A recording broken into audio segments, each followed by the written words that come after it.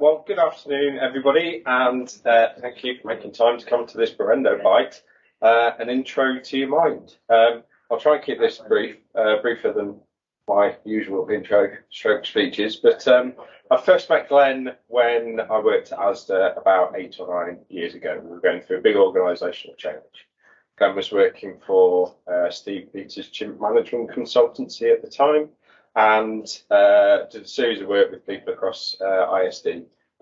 It really sort of chimed with me, so we kind of kept in touch afterwards, hence the invite for him to come along and talk to us this afternoon. So I guess without further ado, I would like to introduce Mr. Glenn Mead from Face Value to give us all an introduction to our minds, not my mind, our minds. I've already got an hour. So you don't want to go anywhere near my Great, lovely. Right, thank you very much for that kind introduction. You're probably wondering what I do for a background. Tim's only given me a short introduction there, which is what I requested, about where I come from. I've been working in coaching psychology for about 20 years now. Started off as a coach, then I got interested in people and recognizing some of the approaches to coaching assumed that you had positive attitude, optimism, ambition, grit, determination, all those things you need if you want to go and climb Everest. And I realized a lot of people I work with are not in that place to begin with. So maybe you need to understand them as people. So I read psychology and then a master's in psychology. And then for the last 5, coming up for 6 years, I've been running my own business called Face Value Performance Psychology.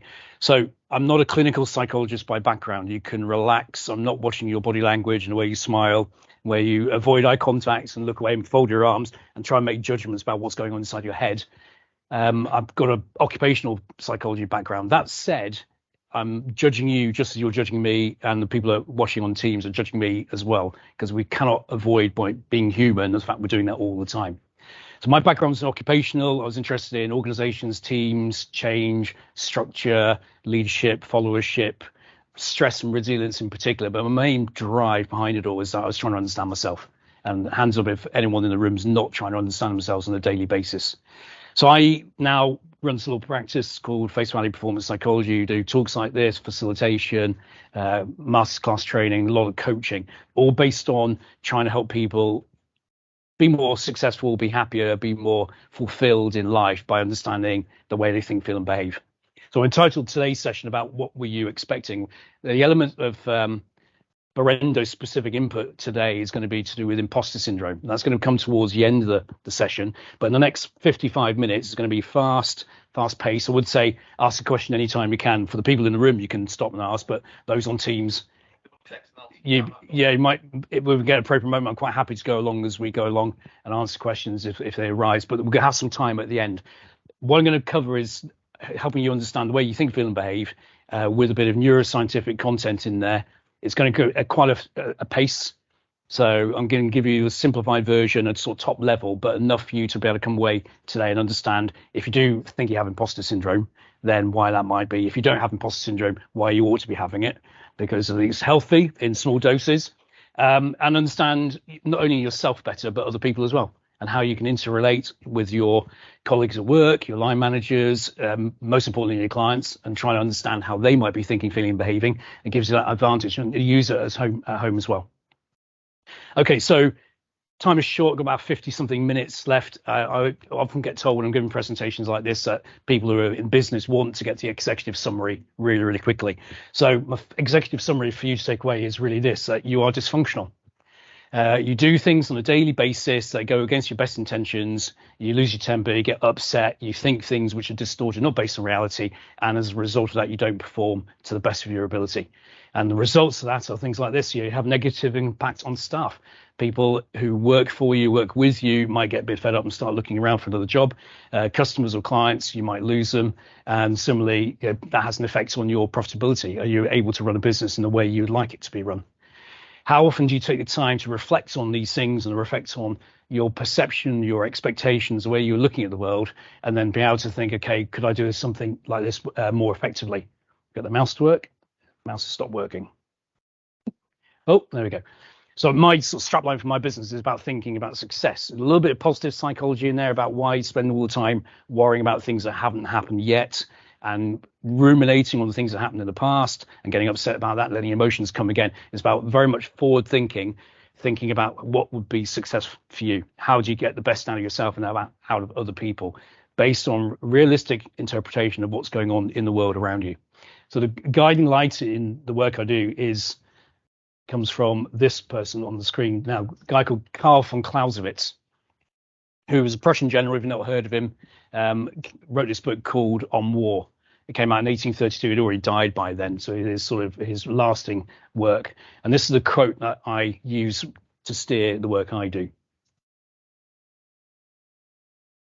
So the only way to maximize potential for performance is to be calm in the mind. What you're going to learn about today is how your mind works, what occasions do you experience a loss of what you might think is control, and what is calmness, how do you establish that, how would working with someone else allow you to be calm.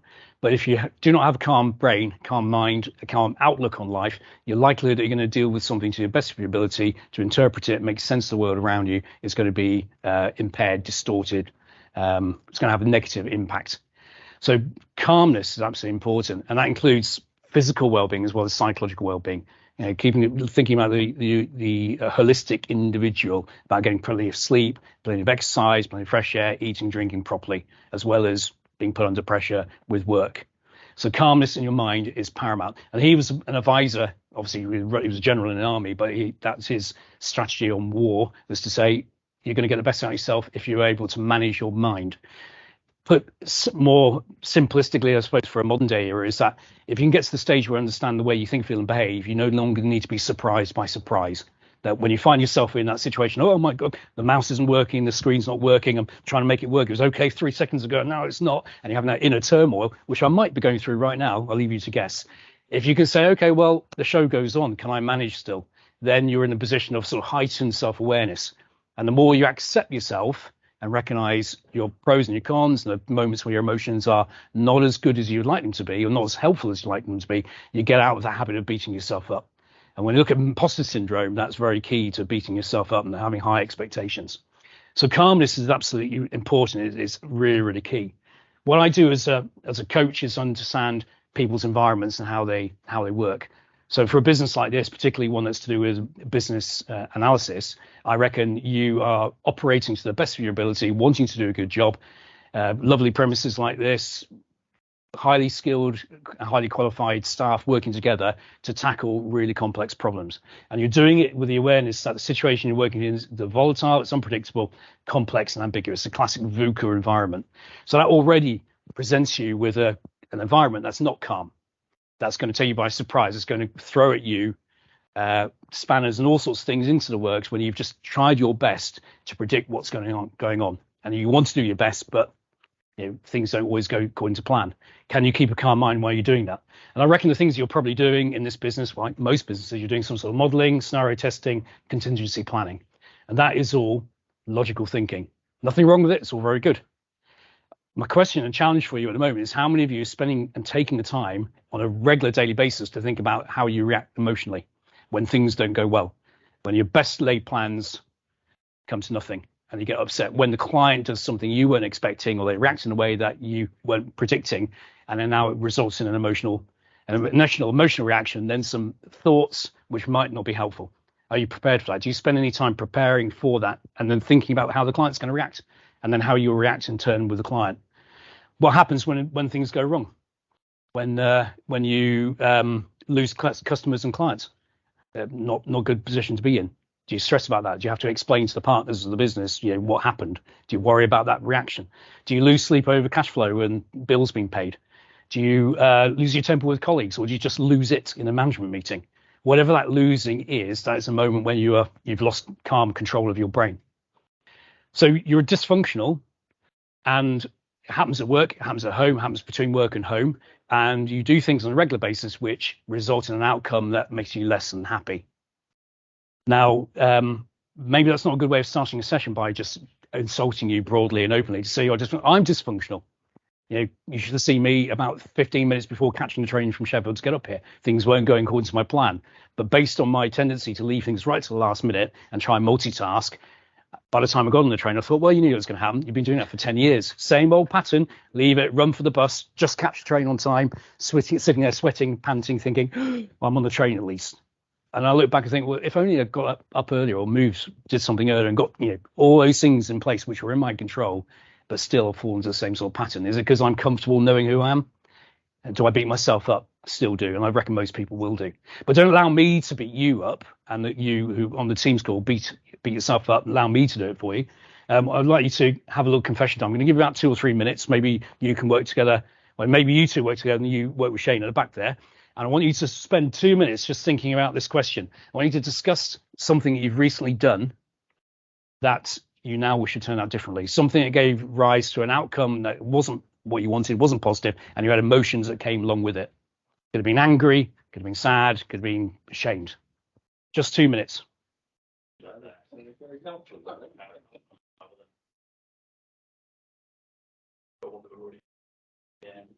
Okay, that's 2 minutes up. Retake your seats and we'll get on with it again. So if we were all the audience all in the big room together, usually the volume goes up. Obviously, we've got a few in the office at the moment and others calling on Teams.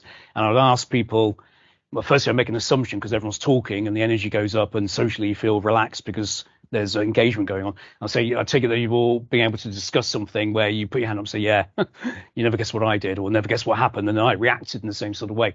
So I wonder what sort of things you would be talking about raising. So typical things that come out would be you get home after work and you snap at your partner, shout at your children, shout at someone else's children, which is my preferred coping strategy. People talk about road rage, talk about parking rage. When I'm working in London, they talk about public transport, personal space invasion, where you're stuck on the district line in the summer and someone's armpit's that far from your face and you get anxiety and you can't do anything about it. What about you've got a difficult conversation with a colleague or a client and you haven't had it yet, but you're worried about it? And it's going to happen the next day, and you're wondering whether this individual is going to react negatively and aggressively, and how you're going to react to their aggression, or maybe they're going to get tearful and ashamed or avoid, and how that's going to make you feel. Or if you've got a big presentation to give, you've got to go all the way to Newcastle and give a presentation, and you're worried about it, and you've been losing sleep for several weeks before, and then the presentation happens, it goes perfectly well. Do you stop to reflect on what effect that has had on you and other people around you, and what were you expecting? I think most people will go from one challenging situation into another challenging situation. They don't spend too much time thinking about the emotions that they're carrying over and the effect that has, particularly from work, between work and home life, and maybe home life and work. You can't separate the emotions from whichever context you're in. But it's key that we do that, because you need to have time to reflect. Otherwise, you go through the same old pattern of falling into the same old trap again and again and again. So reflective practice is really important. I was once giving a talk to some software engineers, about 100 of them in the room. It's already setting a stereotype in your brain, I hope. And I said to anyone here, put your hand up if you claim to not be dysfunctional. And the guy put his hand up and everyone laughed. And this guy's being absolutely serious. And it took me back because I didn't think anyone would put his hand up. I said, so you're not dysfunctional? He said, no, not at all. And I was really on the back foot. I had no quick lines. I said, so why is that then? He said, because I plan everything perfectly. And the audience burst out in laughter. And the colleagues on either side of me were pointing at him to say, you're having a joke, mate. You cannot plan. There's no such thing as perfection. You can do the best you can, but then something might come left field and take you by surprise. It still gives you rise to emotions you might not actually want. So dysfunctional, we certainly are. We do things on a daily basis because we can't predict everything that's going on, but it doesn't stop your brain from trying to do that, trying to work out exactly what's happening. So as a coach, when I'm working with individuals, I simply just ask questions and show curiosity. And the importance about asking questions and curiosity and getting people to talk is that the more you talk, parts of your brain take up blood flow to use language to try and explain what's going on. And if you give people the time to do that, the center of the brain where stress and emotions and fear are processed gets less of the blood flow, and it helps people calm down. So there's a lot of truth in that. We'll come on to more of the neuroscience as we go along. But I just ask questions about what is it you're expecting? What did you think was going to happen? What did happen? What do you think is happening now? What might happen in the future? And the two principal questions around that, what are the consequences? What is it you're worried about? what might happen? What are you still worried about because it has happened and now you're ruminating on it, regurgitating all those emotions that came with it? And how helpful is that? And the second part is control. What's in your control? What other things could you influence, but you've got no guarantee of what the outcome is going to be? And what things do you have to accept? So when you do this reflective practice, things happen you don't really like, but at least you're in control of your reaction. Is that right? Which is the first mistake to make, because you're not in control of your reaction. Definitely not in control. But we carry on this belief that you're a principal, or you're senior, we've got responsibility. We've all got responsibilities, and be it at work or our family or the relationships we have, that we think we're in control. Okay, we're dysfunctional occasionally, but not out of control. No. Everything I do, I'm responsible for. So how do you explain those times when you do things that end up with emotions you don't like? Fear, anger, disgust, sadness, and shame. And it's really, really bad. You can probably regurgitate things you did in the past and have the same emotions right now. And you do that willingly because you're in control. You're not in control of the way your brain is working. So those moments where you do not have calm and you have stress and you have anxiety or the other things that you don't want to happen at that time, it's not in your control. But we live with this fallacy that you have to be in control because you're all mature adults and you've got responsibility and you've got targets to hit and families to look after. So you can't possibly be out of control. And with that, we carry on this belief in our minds. Unfortunately, we end up misunderstanding what's going on, miscommunicating, misinterpreting what other people are trying to say or do, and as a result, respond inappropriately. And on the miscommunication goes on because everyone else is dysfunctional and not in control either. So we end up all getting a bit confused and going off in tangents in directions we did not want to go in the first place. And the reason why it's bad for you is because believing you're in control, it leads to damaging emotions, destructive self-beliefs, which can lead to labels and reduced quality of life. I should be in charge. I'm no good at doing this. I'm rubbish. Every time I work with this client, I always feel bad. And these are beliefs that set you up to have those emotions that you're expecting when the next interaction happens. So it's not very helpful to begin with. And just in case you're thinking, well, I've told you you're dysfunctional, I've insulted you already. Now I'm telling you you're not in control really, and that you're sort of, below control. Maybe the insult's going to get any worse, but I need to prove to you by showing you a little quick experiment, a visual experiment about how quickly your brain works. So what I'm going to do, I'm going to put up an image on this side of the screen. It's going to be on there for half a second, and it's nothing scary. It's going to promote a primal fear. It's not a snake, a spider, or picture of Liz Truss. It's just going to be an image, an inanimate object, and it's going to be on there for half a second. It's going to disappear. And I'm going to ask you, what do you think you saw? So it's on the left-hand side, and it's coming up now. Now. There we go. Okay, what did you think you saw? Just shout out. There's no right or wrong answer, of course. Tap. Tap. An unhappy sink. Yeah. All my sinks are happy. I don't know what an unhappy sink looks like. Anyone else? Do you see? An elephant looking tap, yeah. So an elephant because of what? Big ears or? Yeah, big ears, then the trunk. Trunk, right, okay. Right. Bolts, yeah. Something metallic.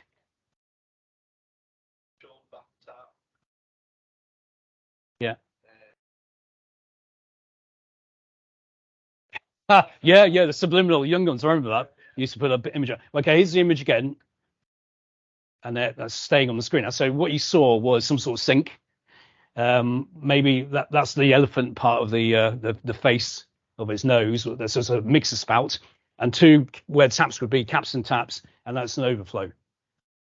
Did it resemble a face? So everyone thought they saw a face. You saw unhappy, so you put emotions on that. But what you saw was actually an inanimate object. It's not a face at all.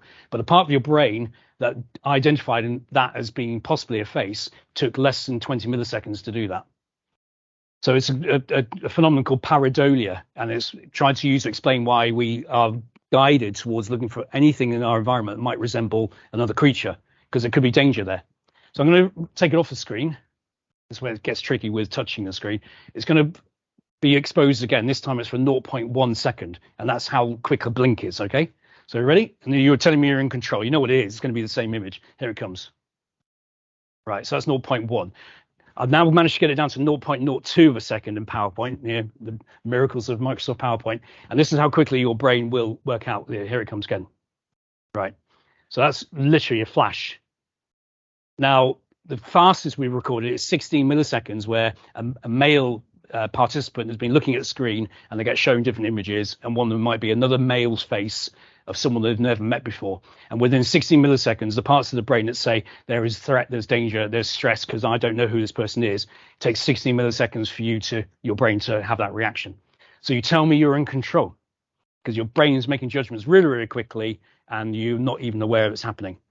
So I've insulted you, you're dysfunctional, you're not in control. You look at taps and you say it's an elephant with a happy face and an unhappy smile on it. Don't worry if you think I'm having a laugh and it's beginning to grate on you. Once we get into looking at thinking errors, I can really mess around with your mind, but not to the extent that you're going to lose any sleep. I don't want you to come away from this thinking that Big Brother is watching you, because it's all just been made up in your head.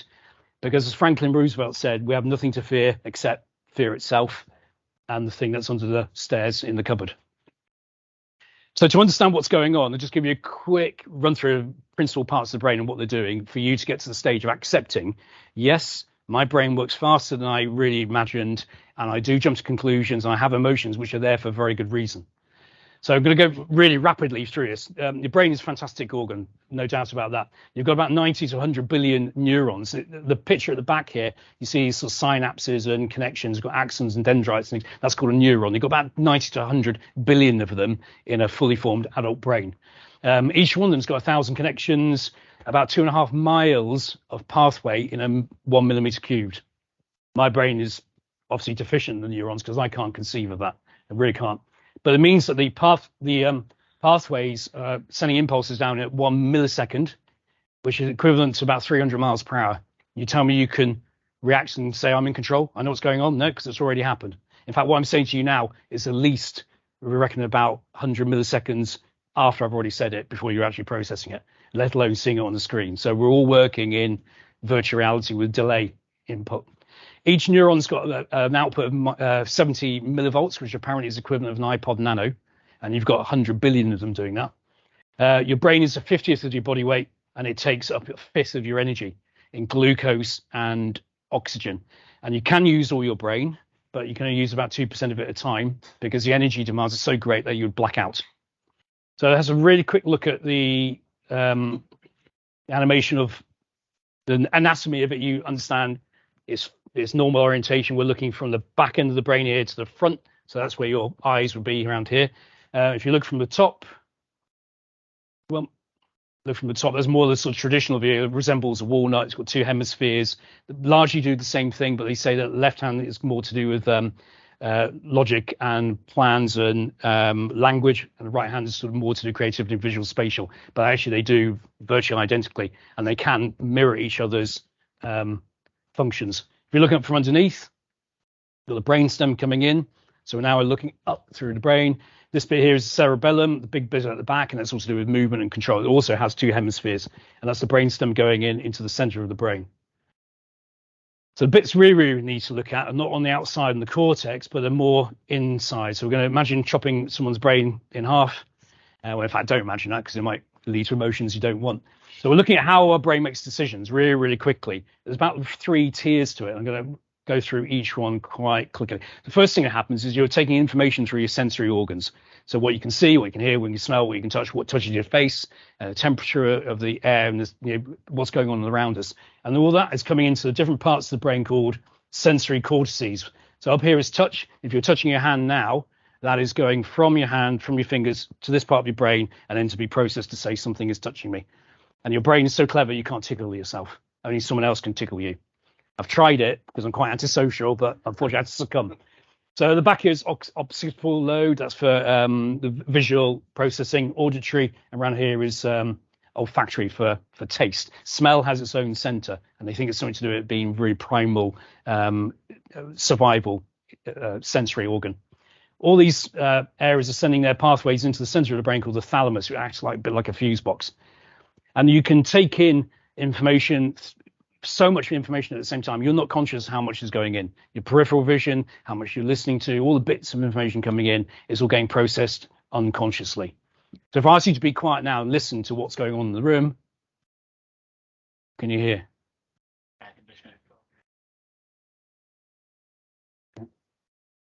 So and remember what you're expecting to happen as well, and you're listening.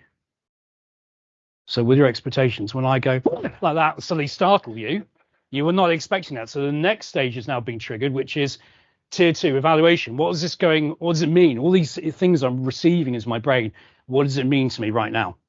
And the areas involved in that, firstly, you've got this thing around here called the amygdala. There's one in each hemisphere, and that is picking up signals of threat and danger and surprise. So you've just experienced a startle response, which you cannot control.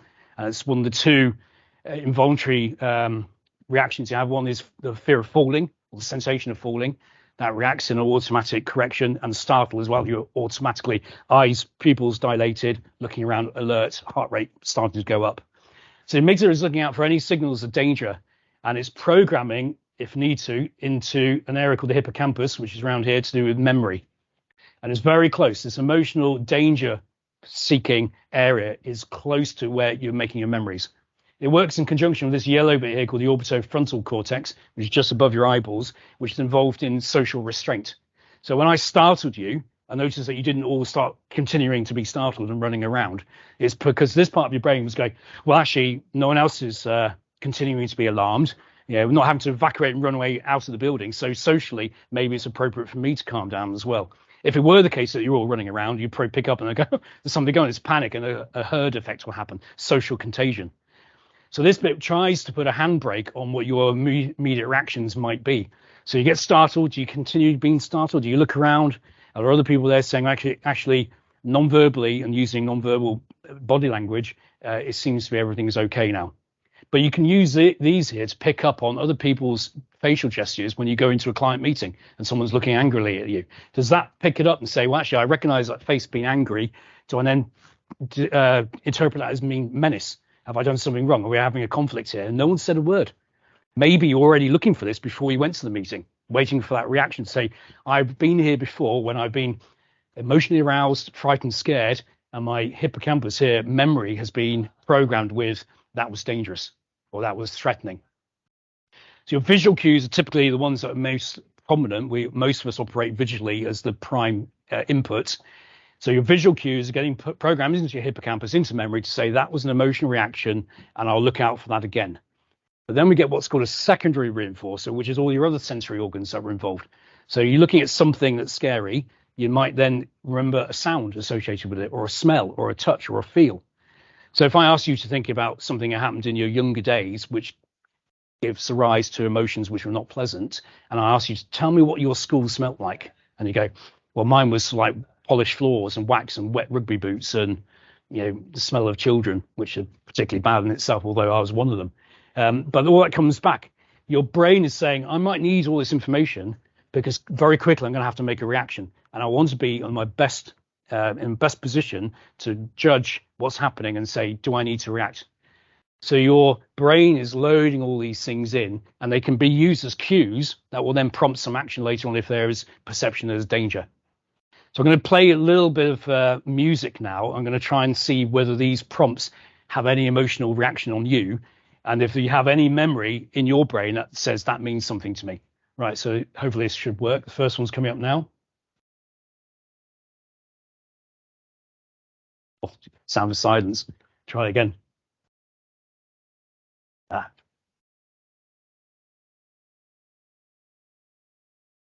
Right, so got gestures going on here. Hopefully to do with the sound, not the presentation so far. So do you know what that music was?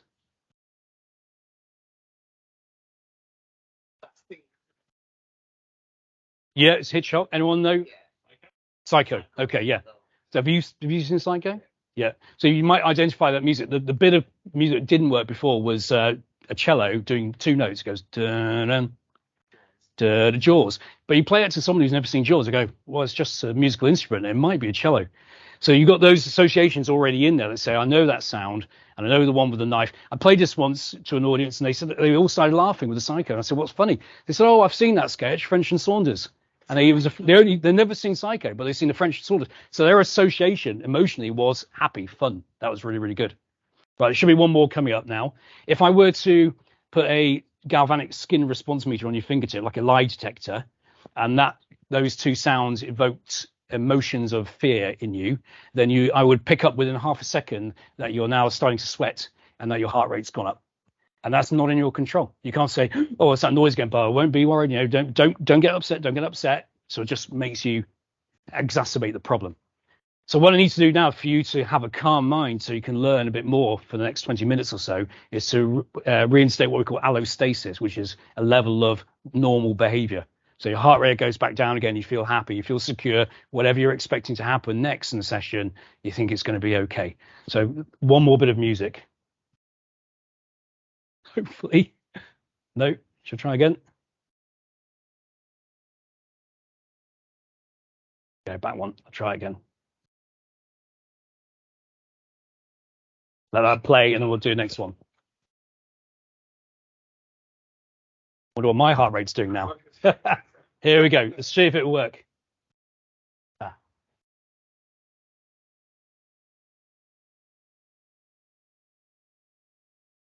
So a pleasant association, possibly ice cream van. Ice cream van doesn't always work. Me making an assumption about why that's going to work. Oh right, yeah. Okay. So your memory, no one suggested that. It's come from the power of your brain. I did presenting to a room of solicitors, and this guy put his hand up and said, "No, I have a negative one with that." And I said, "Oh dear." Always me put my foot in it again. Childhood trauma coming out. And the guy said, "I was 25 when I found out that when the guy plays the music, it doesn't mean they've run out of ice creams." He said, "My parents told me, oh, there's no point because they've run out." And he was 25. We finally been duped all his life. Okay, so these two tiers. Firstly, I've detected something, and now I've got to work out what does it mean to me. Is it rewarding or punishing? And the priority is given to the amygdala, saying if there's danger or fear there, I'm going to start marshalling all my resources in order to react to what I think might be a danger, even if it's not dangerous. So the next tier is to say, okay, now what can we do? What decisions do we need to make? And there's a number of elements here. Firstly, area called the nucleus accumbens, right in the middle here, is involved in the creation of a neurotransmitter called dopamine, which you may have heard of. People say, well, it's a pleasure drug, isn't it? Not exactly true. It does result in pleasure, but it actually focuses your attention and helps movement. So it's involved in learning. If it has no dopamine, you don't learn. So dopamine will be secreted from it, and we have habit formation. So you've heard of Pavlov and his dogs, where apparently a bell was rung and they would salivate, anticipating food being given. Dopamine creates interest in what you think is going to happen. So you can have good expectations about a client meeting, a difficult client, before you go in there by visualizing what the outcome might be, which puts you in a better frame of mind emotionally. Pavlov never actually used bells. He used flashing lights, buzzers, and car horns. So where the bell came from, I don't know. But anyway, it doesn't matter. Anterior cingulate cortex up here is involved in making binary decisions about what's the best option. Should I go for the bigger donut or the smaller donut? If I need to get the donut, do I need to elbow my way to the front of the crowd away from these other people? Which one am I going to go for if I need to get the food that's going to give me energy and make me feel happy? That gets affected when your blood sugar is low, when you haven't had enough water, around about 3 o'clock in the afternoon, and you're trying to make decisions based on logic and make choices, and you'll find yourself having decision fatigue. Then the next level up is called what we call prefrontal cortex, this bit here, which is very heavily involved in planning. It's also the area where language is processed. So the more you start using language, even if it's written language, it doesn't have to be spoken, and start answering questions like, what's involved, who's involved, what would it be like, all open questions, you're engaging blood flow into the language processing center, which helps take away some of the blood flow to that the alert center. The thing is, only that level up is conscious. Everything else is subconscious. It's all happening without you knowing it. So reaction to fear and danger, the habit formation, the decisions you make about binary choices under pressure will all be predetermined without you being fully aware of it. Yeah. So is that something that might help someone with anxiety? It's the planning things out. It's not only yes. Only to have a plan. It's to also take away some of that habitual Yeah, it is. Yeah. So if you've been, as I've said before, there's no need to be surprised by surprise. So you can say, okay, it's going to be a difficult meeting. I'm going to be feel I'm on the back foot, but it doesn't mean to say you're wrong or you're weak or infirm or you're the loser. You can say, okay, we're going in. I anticipate us having a challenging meeting, and I'm aware of how my body's going to react to that. My heart rate's going to go up. My breathing's going to go up. I'm going to feel very tense and sweaty and under pressure. But actually, I've still got a really well-functioning brain. And if I can remember my calmness and remember actually you work for this company, Brendo, full of brilliant brains around here, but at the moment right now you're feeling inferior, you're feeling an imposter, you're feeling you're wrong, you're feeling you have to have a fight, you're feeling you can't make a mistake because you haven't learned the skills to say, well, that's a really good point. Yeah, oh, come to think about it. Yeah. And can I ask your opinion? Where do we go from there and what do we do? So when you're negotiating with someone who might be an adversary, you're not saying you're wrong, no, I'm right, you're wrong, and having a yeah, but no, but argument. You're able to say, well, okay, you've pointed out an error in our plan. Where do we go from now? Rather than walking away going, oh, no, I'm ashamed. I'm ashamed I've let the team down. I feel inferior and incompetent, which we'll come on to in a minute about why our primal needs are there to feel that sense of security.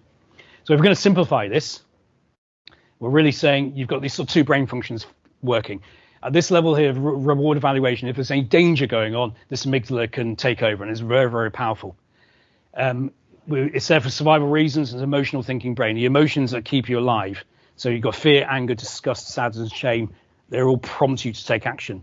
This frontal lobe here, the blue area, logical process thinking, is very, very clever, and it can deal with complexity, huge amounts of complexity. But if it's under pressure, and this is taking all the blood flow, it will effectively shut you down. And these brains are developed with different speeds. So when you were born, your amygdala and this central area, the limbic system, was fully formed.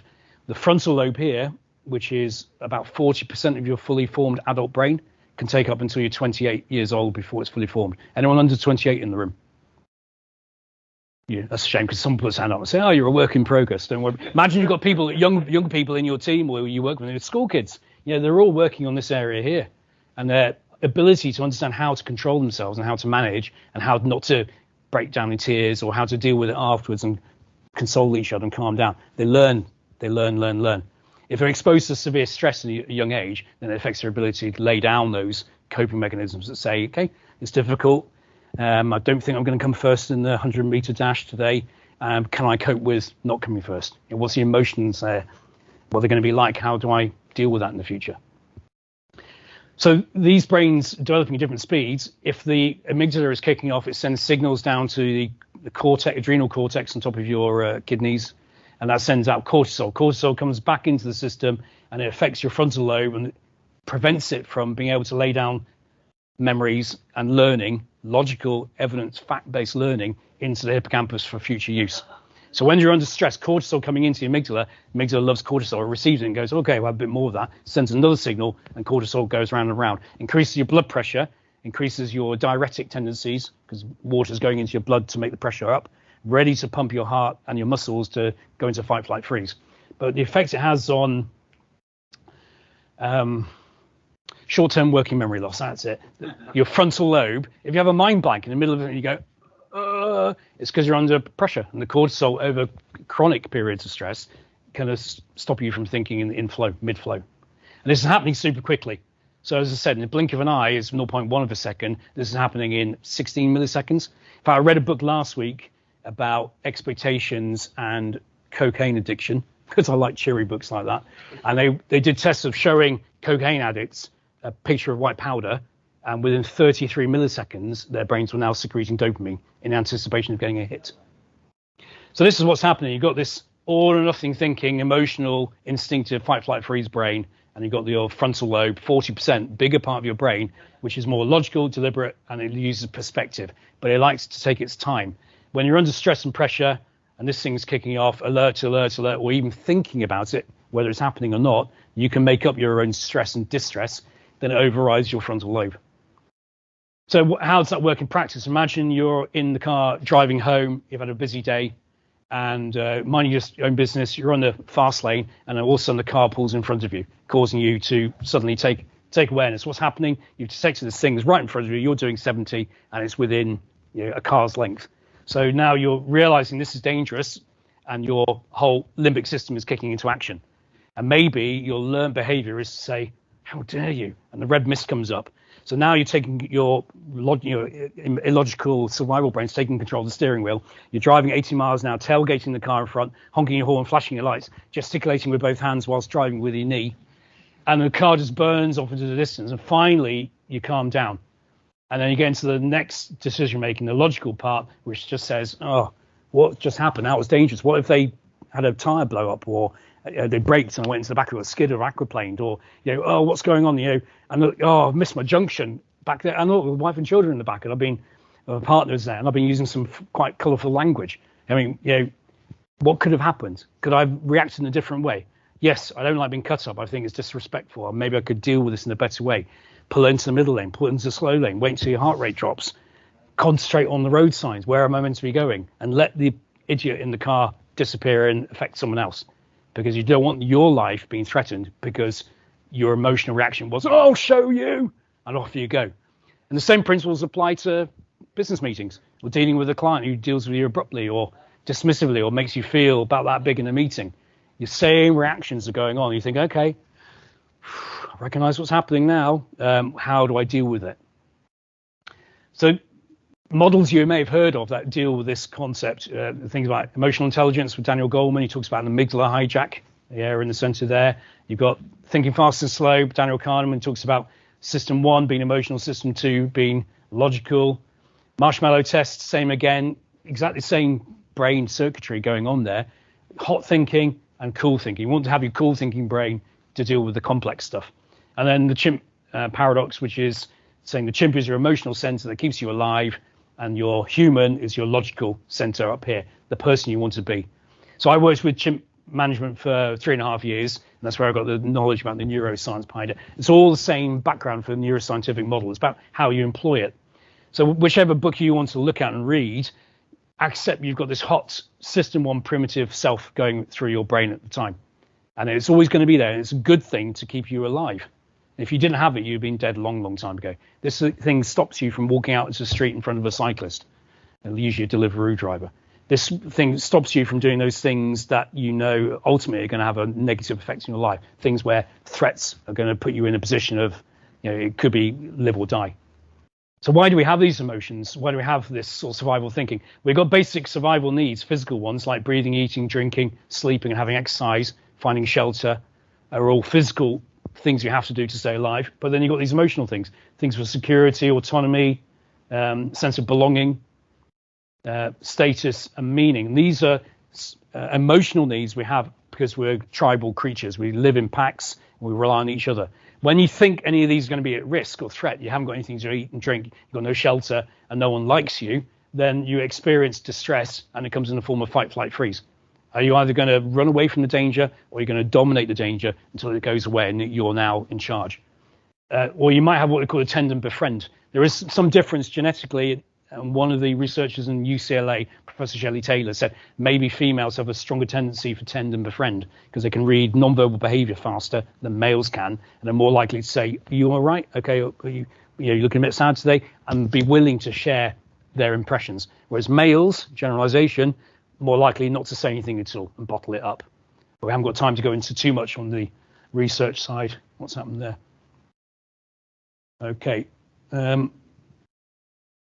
That's gone a bit.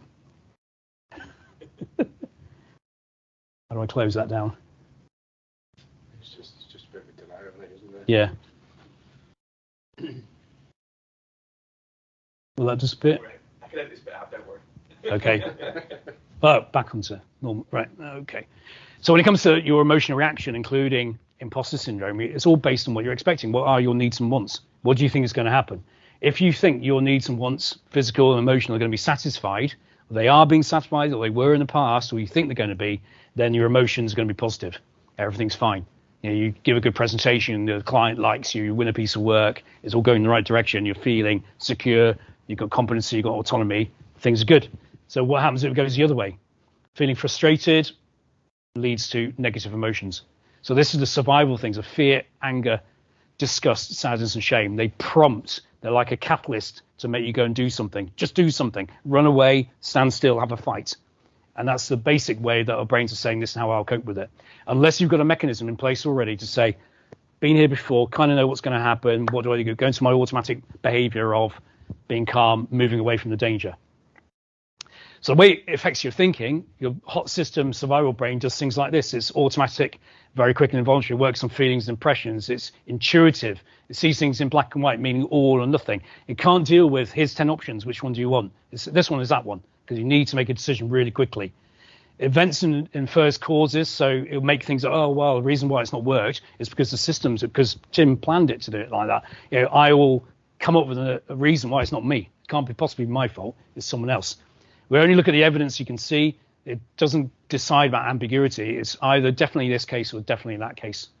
Logical, catastrophic, and then we use emotive judgment, which means to say, if you're not feeling good about something, there must be a reason why it's bad. It must be scary. If you're feeling fear, there's something to be scared of, rather than it just being an emotional memory that you've regurgitated. Is it really realistic and applicable right now?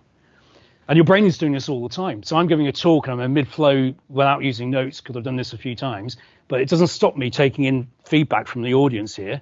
Obviously, I can't see you at home on the team side of it, just as well maybe. But I can see the four people here, and I'm reading their non-verbal behavior, and maybe I'm processing it subconsciously and making it mean something.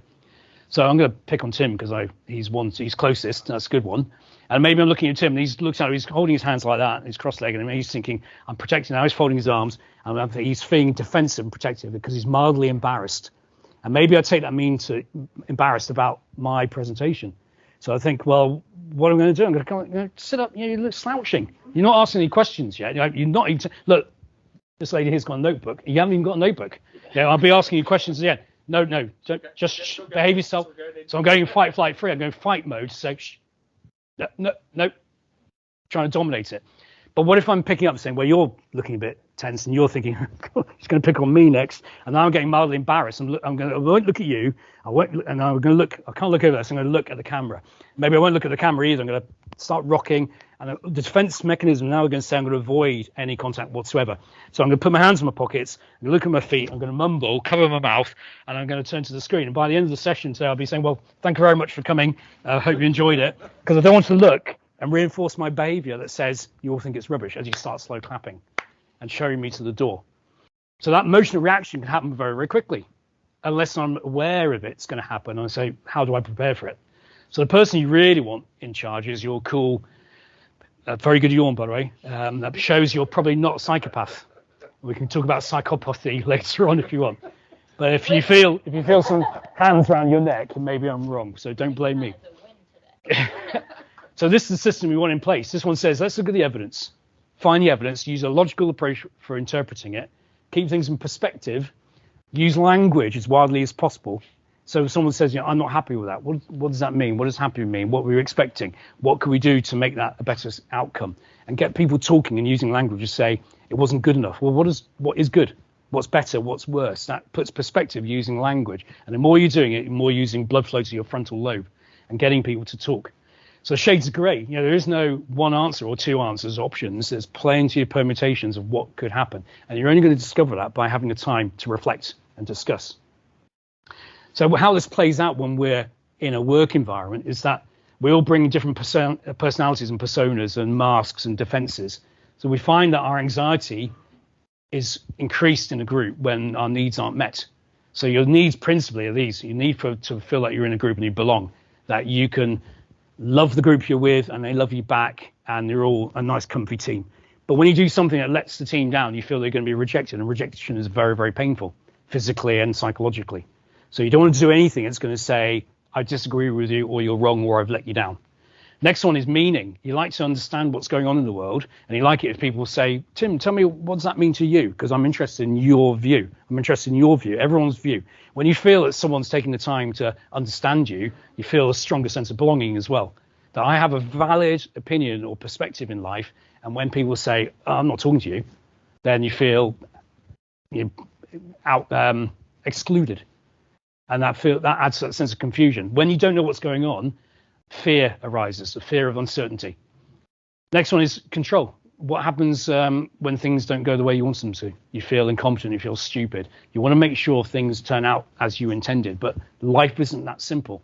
It doesn't stop you having an emotion that says, I'm really angry and frustrated because things aren't working. I've been put in this situation by the client. It doesn't stop me from feeling incompetent, but it's not my fault and I am really good. So don't diss me right now. Try and understand what's going on.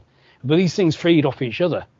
So when someone thinks, well, you're not capable, not competent, maybe they don't engage with you as closely and indulge with information. So you don't really get the full picture, which limits and reduces your chances of being able to do a good job. So these things are happening all the time. Belonging, meaning, control affects the way you are. So I'm going to go skip through a couple of slides so we can get onto the part about imposter. But this activity we would normally do when there's a bigger group present in the workshop itself is to say you need to take the time to reflect on how you think you are. What do you notice about your own type? And the activity would involve 90 seconds of writing down on a card what you think about yourself and how you express yourself. And the sort of things I recommend you do it every day. Here's my character. I'm reasonably calm and playful, but I have to know now. I don't like being out of the picture because I think I'm slack and not competent. I'm going to do a good job.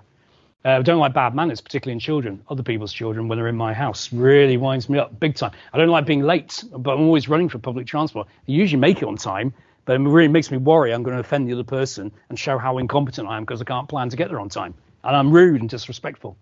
I love music. It takes my mind off if I'm stressed. Any music does it, even stuff I wouldn't normally buy.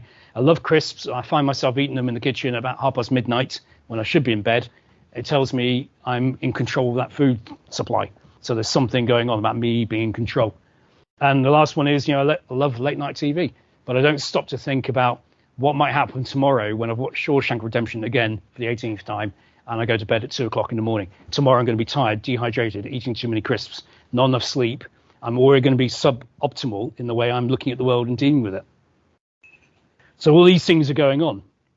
What we would normally do in this stage is go and have a quick activity, but involves a bit of music. But we're going to skip that and go on to next slide. Okay.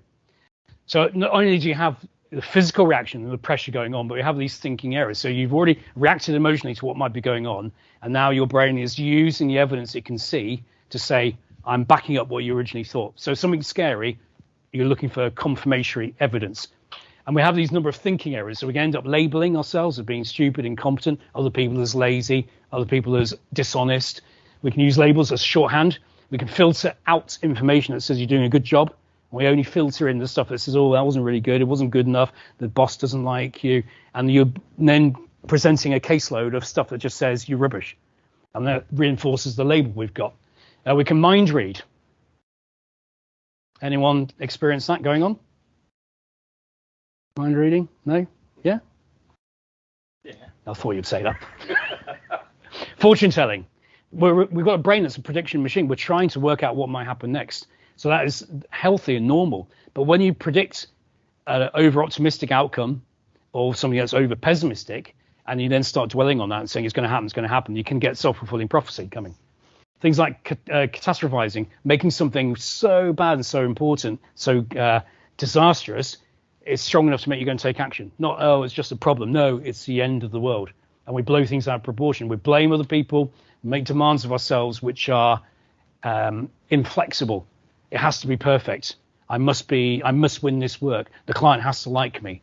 Okay, well, those things aren't in your control. So why are you setting yourself up for high likelihood of, at least 50% likelihood of being disappointed? So being perfect and perfectionism coming with a demand says, I'm not giving myself even 1% margin of error. I'm going to beat myself up. And as I said at the start, don't beat yourself up. Get a professional to do it for you. You get much better value for your money. And imposter syndrome. These are just a number of thinking errors from what cognitive behavioral therapists have shown to be 13 ways in which we can make up evidence that reinforces the emotions we've already got. It might be positive emotions, and these are still filtering in the things that you want to see and filtering out the things you don't want to see. But very often it's to do with stress and perceptions of doom and gloom. So let's look at imposter syndrome in more detail. Usually it happens in group settings where there's a belief that you're going to be exposed at any stage of being not the person you say you are. When it first got coined back in 1978 by these two American researchers, they said it's something that women suffer from. And not until relatively recently, it was believed to be only women suffer from it. Why? Well, why is that? It's because their original research only asked 100 people and they're all female. And the book came out, it was called, I think it's something like Limiting Beliefs in High Achieving Women. Of the 100 people they interviewed, I think a third of them were already in coaching. It's not working. So will it move on?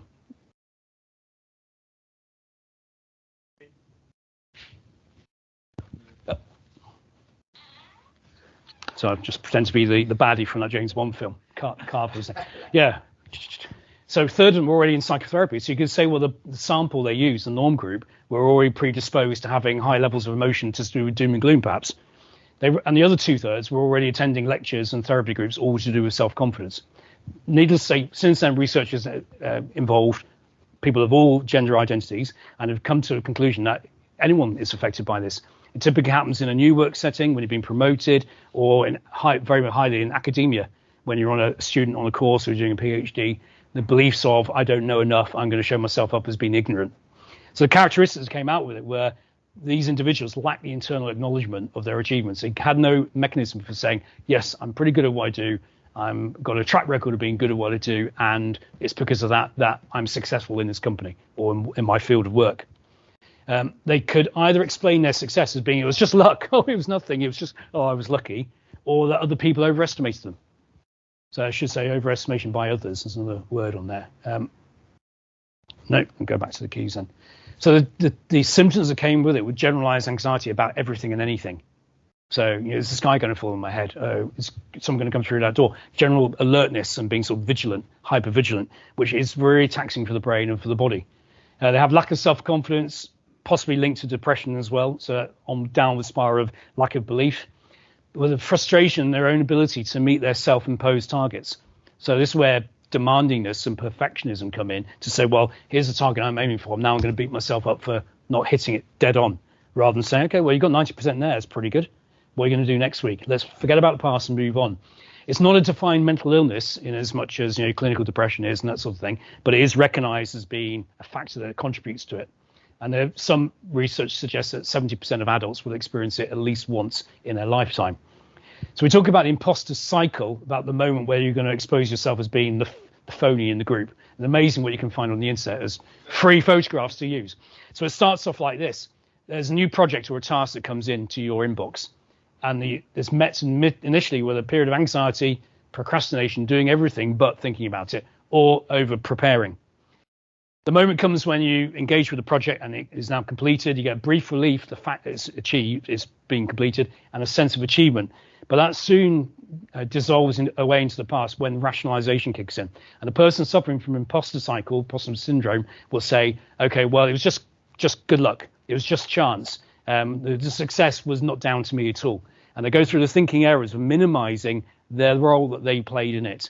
And as a result, they don't set any benchmarks down to say, do you remember that task? I did that. We did it as a team. It was a success and it worked. That leads them on to having increased self-doubt and anxiety, feeling like a fraud, which when the next task comes in, just starts the whole cycle again, because they haven't got any base ground to say, I've got evidence to show that I was really good at what I do. So when we look at characteristics of personalities involved in imposter syndrome, if you've had any two of the lists I'm going to put down the side, it suggests that you've experienced it at some stage in your life. Any of those moments of being given a task and not sure what you're doing, tendency for perfectionism. If you have been a natural gifted person in your primary school and schooling years where you were the person top of class, and you always have this idea that you're special, that can be a factor. Someone who has to do it their own way and do it themselves without any help, a rugged individualist, is an indicator of imposter syndrome. Having been the expert or feeling the need to be the superhero, that you will go the extra mile. So the reasons why these are dangerous: perfectionism, if there's a small error, it's a big failure in their mind. They don't accept 95%, 98% as being good enough, a really good position to be in. The people that are natural talent and gifted don't realize that other people develop at slower speeds and they can catch up. Just because they're catching up on you doesn't mean to say you're not gifted anyway. Okay, your head start may no longer be there, but it doesn't mean to say you're a phony. You're still as good as you were before. But now other people are too. Cannot accept help if you're the rugged person that says, no, I must do it myself. Because accepting help is an indication of failure. But it might be, this is a really big task and you need a guiding hand. And the expert knowledge, the tendency there is to over-prepare. I must know absolutely everything there is to know about what the topic is. Otherwise, I'm going to be caught out and exposed as a fraud. And then those who are the superheroes say, well, I will show you that I can go above and beyond. I'll just work harder and harder and harder because that is my way of coping. To be competent, I have to be the superhero person. And that's the way I manage. So if you've had any two of those, then it suggests that you've experienced the syndrome. If you've been on the cycle, when that's normal and healthy. because it's called not knowing, being introduced to new experiences and not knowing whether you're competent or not, because you haven't got the memories of saying, okay, I've done that. How did it go for you? What was the reflective feedback about your performance? On the whole, was it a good job or not such a good job? So the treatment, if anyone thinks about, well, how do we treat it? Well, they're not clinical because it's not a statement of disease, but the treatment for it in therapy was for people who have imposter syndrome to be put in a room with other people who say they have imposter syndrome and to realize, well, oh, you get it as well. So it's not just me. And how did you cope with it? And understanding how people cope. And then realizing that it is normal, it's healthy to an extent, apart from the time when it stops you sleeping and you start having stress. So we couldn't get any people in here today at short notice who've got imposter syndrome. So we're going to close up with this picture round here. When you just call out a number, and I'll hopefully should be able to touch the screen, and it'll show you a celebrity. And it's up to you to decide from what you know of them, do you think they have imposter syndrome or they are people who have not experienced it? What do you think? Call out a number, please. 7. Number 7. This is where it doesn't work. I'm the imposter because it's not working. Might be able to see if we can get a mouse on there. Ooh, where am I? Right. You obviously know who that is. Imposter or not imposter? Surely not an imposter. So here we are. A quote from Einstein. The exaggerated esteem in which my life work is held makes me feel very ill at ease. I feel compelled to think of myself as an involuntary swindler. So again, next one. 2. I'll get control of this mouse. Actor Riz Ahmed.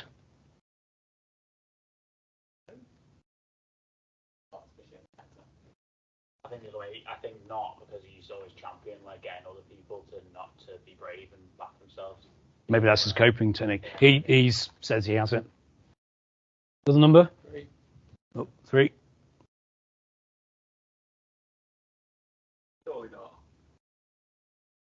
I'm guessing a theme that they might all have it. But I reckon they've all got it. No, I'll chuck some. You know, you're expecting. See, what are you expecting? They're all of the above, Glenn. Get on with it. We're running over time. Right. So Michelle Obama said, "I still have a little monster syndrome, imposter syndrome. It doesn't go away. That feeling you shouldn't take me that seriously." So she thinks that. Okay. Next one. Number 6. Oh, He's the Joker. I put it in because he was president, but he's obviously an imposter doing that. Okay. Yeah. Number 8. Eminem. Yeah. Nothing stated, but I put him down as Slim Shady because what's the song? Will real Slim Shady please stand up? So he has his alter ego. Should we go for 4? Emma Watson. Yeah. She said, it's almost like the better I do, the more my feeling of inadequacy. Any moment, someone's going to find out I'm a total fraud and I don't deserve any of what I've achieved. But there's a double imposter there because that's actually her waxwork from Madame Tussauds. Okay, last 2, sorry. Yeah.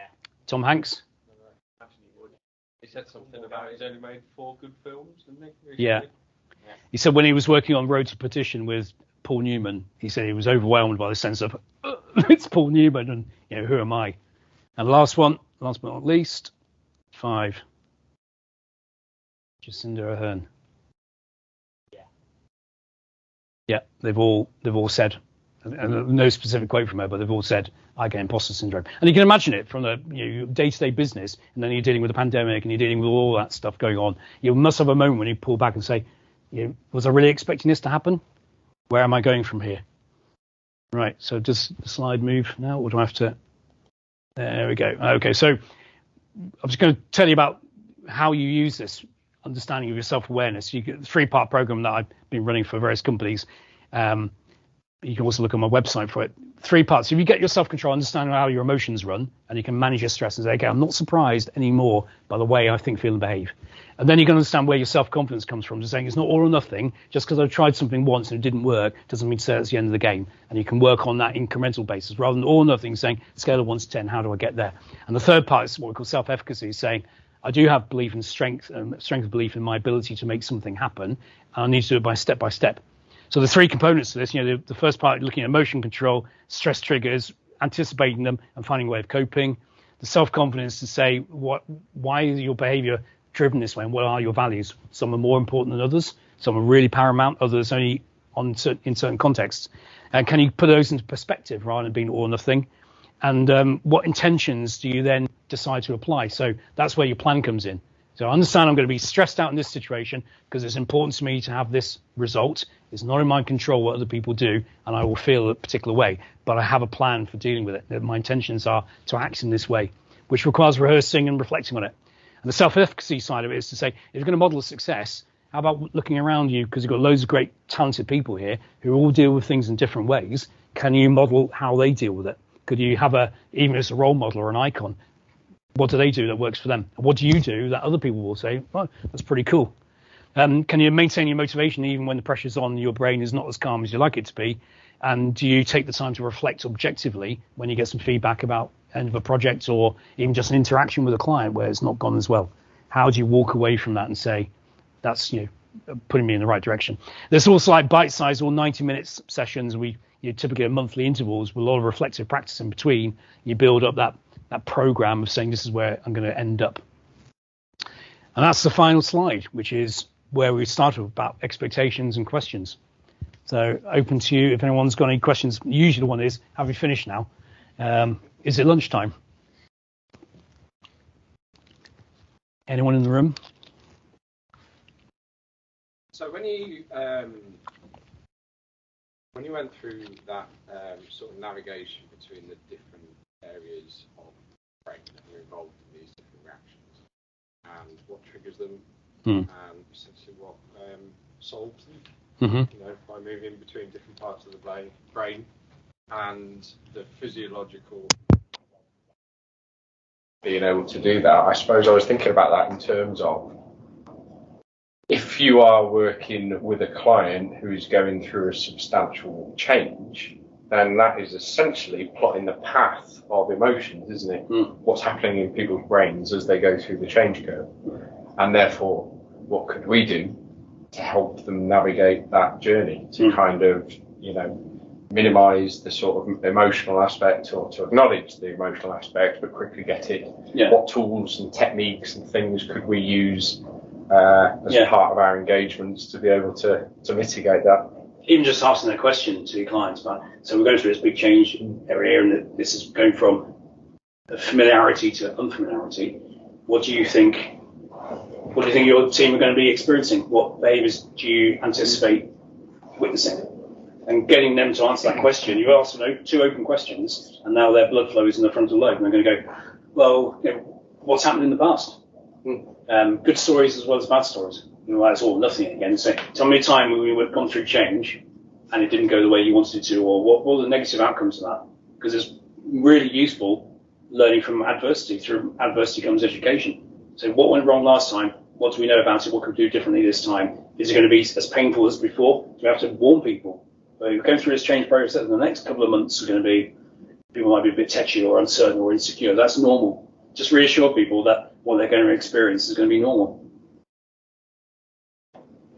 Yeah, so we've got 3 questions quick in the audio. So I'll start with Abby because she put her hands up first anyway. So Abby, I've got you on there. You can see you on screen. I can see Abby. So if you want to ask away. Yeah, there's an observation and a question. The fact we can only use 2% of our brain because the energy input isn't bigger has made me connect with the fact that sometimes after I've done a lot of deep, intense work, I just go and pass out for a couple of hours. I just need to shut down. But the other thing is I'm working at the moment on a human-centered change model for Brendo. And one of the first elements in that program is awareness about some of what you've talked about today, which is that brain chemistry and the fact that we aren't necessarily in control of that, and why people can sometimes feel so very out of control. Do you think that's a good thing to do to awareness? Yeah, definitely, because particularly if you think about stress and anxiety and all about the expectations and what you think might be happening, you have your clients are humans, and they have, well, the companies are made of humans, and you have lives outside work. We have no idea what's going on in our lives unless you open up and ask people and say, well, what if you've just got a new family? You're sleep deprived because of that. What if you're suffering some sort of illness and all these chemical effects are having an impact? So asking questions and being aware of it and letting people understand, like someone saying, I'm feeling worried about this, I'm nervous about this client meeting. Well, how do you deal with it? Just go, oh, right, okay. Well, do you get them to understand, well, when you're nervous, this is what's going through your brain? And to get people to say, well, okay, what do we know about coping mechanisms? So the coping mechanisms, I didn't cover that today, but things to do with make sure sleep and diet and all that sort of thing. But what do you want to focus on? Where's your thinking going to come from? When your willpower is low, because it's 3 o'clock, 4 o'clock in the afternoon, you're with the client, and you really just want to go home and put your head down, do you recognise what's happening physiologically in your blood sugar level? What can you do? Do you miss your lunch breaks? Do you help people understand the things they need to do, which you could order them to do? You could say, right, everyone outside now, we're going for a walk around the block, but it's not practical. It's not going to a small school, school application. But having them take control and be responsible for what goes on in their lives. And the more people are aware of how we make emotional judgments based on what we think is going to happen, what we want to avoid happening, then we can understand how your blood pressure goes up and cortisol has an effect on that, how your heart might be racing, how it impairs your ability to think clearly, and to ask questions and get people to talk about it. Have time to talk about it. I think most leaders I've met who seem to know about coaching demonstrate straight away as soon as they open their mouths that they don't know how to do it properly. And because we have this need to what's called a writing reflex to help people by telling them what we think they need to know. So rather than saying, okay, well, what do you want to have happen about it? What have you tried in the past and how will that work? And again, engage in dialogue and being informed with that sense of it's probably going to be okay, and the calm we are about it, the better. And there's no point having a panic, although we are alert to there being a challenge and a pressure. Most of you, I expect, on a day-to-day basis are under pressure because you've got projects that need to work. But is it in the next 5 minutes it needs to happen?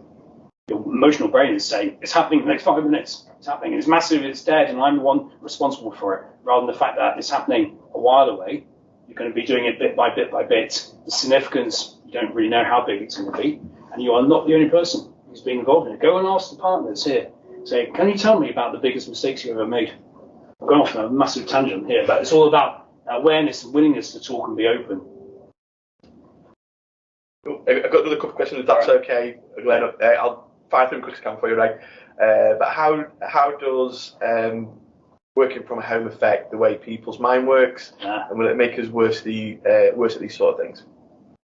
Well, how to make you? Well, firstly, the delays. We talk about delays on screens and things working, but the delays from me speaking through to getting you through to you on Teams, it's at least 300 milliseconds. So when I'm talking and I'm saying what I'm saying, I'm waiting, expecting reaction from the other person's face on the screen, but they haven't even heard what I've said. And so they might show a facial gesture that's not in sync with my expectations. But I'm not consciously aware of that. But my brain is working extra hard to read signals from someone's face, which is usually a lot closer than it would normally be, and in absence of where their hands are, and whether they're wearing any clothes even, or what they might be doing. All those other signals that pick up and say, are you sitting comfortably? So plus everyone's looking at you, and there's a camera, and you think if I do anything now, like you scratch my ear or rub my chin, everyone's going to see it. Whereas when I'm embodied, as I am now, I can walk around with my hand in my pocket, pointing at the screen, and I'm more relaxed. We're compressing all that to someone's head and shoulders and try making judgments out of it about how we're being perceived. Am I getting my message through? So when I do online training, I ask people to switch their cameras off, and then unless they're in a breakout room, because I don't need to see them. It makes it harder. I gave a talk to 1,200 people on Teams, and having no one there, I got halfway through and thought, am I in an alternative environment? Yeah, I really don't. For a moment, I thought I was talking to myself. Yeah. But yeah, so it's going to make, for now, if you don't break it up with physical contact, it can have a negative effect because there's no finish point. If we finish up today, and I pack my bag and say goodbye and go out, there is more social convening going on, idle chit chat.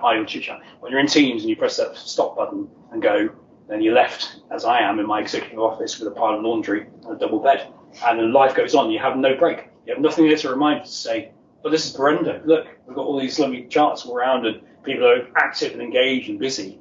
Instead, you're in your own room at home and you're gone straight to the next thing. Even harder, I think, for parents with young children who are school age, young age, because you have, well, maybe that's a time limiting thing. You had to go and help them. There's no way you could say, just go and do it yourself. You had to break. But it's all that pressure. Cool. And then one K as well. But one is, how does this differ for neurodiverse people, if at all? Is there much difference in how they react? Well, I'm not an expert on neurodiversity. The only things I can talk about when I'm talking about psychopathology, that's slightly different, so I won't talk about. But things like autistic spectrum disorder, where there's difference in communication style and parts of the wiring of the brain that perceive and pick up on signals in different ways. And my experience of that is the more people are aware of it and the more people who are neurodiverse feel understood and that they belong and that they have ability to show their competence, because they've all got competence and will have, then people will be calmer. So, and that includes for those who are not considered to be neurodiverse. Do you understand how other people see the world and how can you relate to them? And it takes, I was old school for my very first career back in the early 90s, and neurodiversity wasn't even a term for it. Yeah. So we're kind of understanding how we all work together and achieve a lot, but it requires people to feel no fear of not understanding. You have to understand. You have to ask questions. You have to be exposed to how people see the world differently and how to communicate better. And then one last question, because I think Deb just put it a few minutes ago. Any thoughts on the vagal theory? Vagal tone theory. Another input that can be controlled. Mm-hmm. So that's breathing. The vagal nerve runs from brainstem to your heart and further down to your stomach as well. But it's just breathing. So you talk about, take a deep breath, bite your tongue, count to 10, but just breathing in, holding your breath, and then sort of exhaling, and then holding your empty lungs before breathing in again and being controlled in your breathing. It influences the vagal nerve, and the vagus nerve influences the rate your heart beats at. So you get that sense of calm, akin to waking up on a Sunday morning and realizing it's a Sunday and you can roll over again. That sort of, you can train yourself with your breathing to do that. So vagal tone is very key, and sports people in particular are really good at it because of high cardiorespiratory strength. But you can train yourself. There's plenty of books out there about vagal tone and how to prepare for it for challenging situations. It might be a meeting, it might be a Teams meeting, it might be somewhere where normally you can already feel your heart going up and down, and you think, my pressure is rising. Thank you very much. Thank you for that. That's all the questions from the team's chat as well anyway. So, I'd like to thank you very much, Glenn, for coming in and doing that for us. Thank you. One last question for everyone else is, what are you going to go and do now? About what you know about your brain. And I recommend reflective practice. That's the thing, isn't it? Thinking about those things that you do. Yeah. In the group. I think the last slide didn't have the question mark on. I think I had like 3 titles about control and how we're all out of control. But I don't know if it's going to be a right practice, but that's something good to go through in one-to-ones maybe. It's like check-in, like how are you doing in these 3 sections, because don't worry, none of us have got it together kind of thing. So, exactly. For men, I was running a session on this year's mental health awareness, which is loneliness, about how you engage in conversation with someone. The year before it was on kindness and male mental health. And you ask about, so how's it going? Yeah, all right. Yeah, how are you? Yeah, I'm all right. How about you? Yeah, all right. As far as it goes, unless you're talking about football.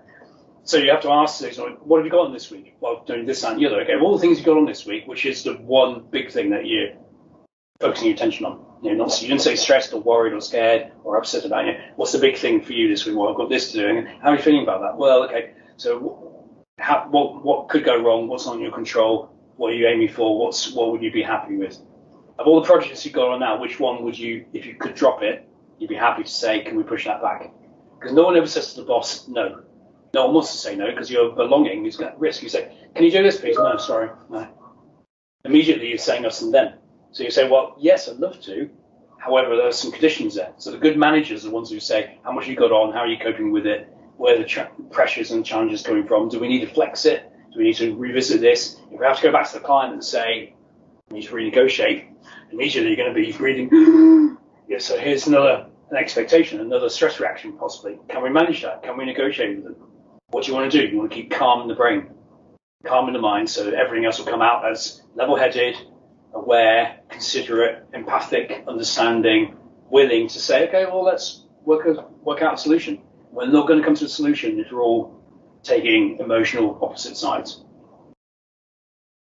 I think that was good what you said earlier as well about having almost like an imposter syndrome AA, where you all kind of get together and say, I've got imposter syndrome, hopefully you have too. Because I think sometimes that's the issue. On you. Yeah, maybe that we should do that. It made me feel better. Yeah, maybe we should do that at Brenda. Let's have an imposter syndrome AA meeting. Yeah. There'll always be someone there who'll go, yeah, I thought so. Yeah. I can tell by the way you're folding your arms. Yeah, you definitely got it. Yeah. That was brilliant. To be fair, I think there is a Slack thread, the imposter syndrome Slack thread. Oh, is there? Happened months and months ago. Where we're like, yeah, me too. Oh, cool. Thank you very much. Thank you very much.